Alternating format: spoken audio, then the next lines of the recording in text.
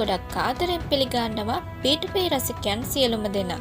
B2B චිත්‍රපට නරඹන්න කැමති ප්‍රේක්ෂකයන් වෙනුවෙන් මේ වීඩියෝ එකෙන් අපි කතා කරමු RDX Love චිත්‍රපටය ගැන.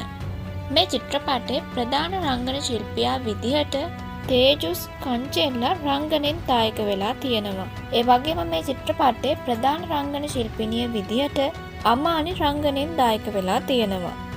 මේ වෙනකොට අපේ රසිකයන් දන්නවා අපේ පේජ් එකෙන් චිත්‍රපට නැරඹීමේ හැකියාවන් පවතින බව. මේ පිළිබඳව වැඩි විස්තරයක් මම ඩිස්ක්‍රිප්ෂන් එකේ පැහැදිලිව කරුණු විදිහට වෙන්වෙන්ව පැහැදිලි කරලා තියෙනවා.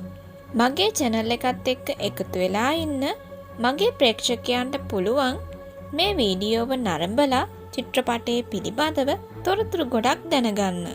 චිත්‍රපටය අධ්‍යක්ෂණය කරලා තියෙන්නේ සංකර් බානු.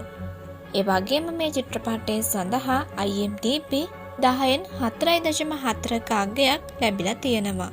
රොමැන්ටික් කොමඩි ෆැන්ටසි කියන කැටගරිස් වලට මේ චිත්‍රපටය අයත් වෙනවා. RDX Love චිත්‍රපටය තිරගත වීම ආරම්භ වෙලා තියෙන්නේ 2019 ඔක්තෝබර් 11 වෙනිදා. මං ගේන වීඩියෝ බලන ගමන් මගේ channel එකත් එක්ක එකතු වෙලා ලස්සන චිත්‍රපට හැමදාම නරඹන්න B2B ශ්‍රී ලංකා channel එකත් එක්ක හැමදාම එකතු වෙලා ඉන්න. පහළ තියෙන කළු පාට subscribe button එක click කරන්නත් අමතක කරන්න එපා. චිත්‍රපටය හොඳයි නම් චිත්‍රපටය බලලා ඉවර වෙලා ඒ ගැන මගේ වීඩියෝවේ පහලින් කමෙන්ට් කරන්නත් අමතක කරන්න එපා.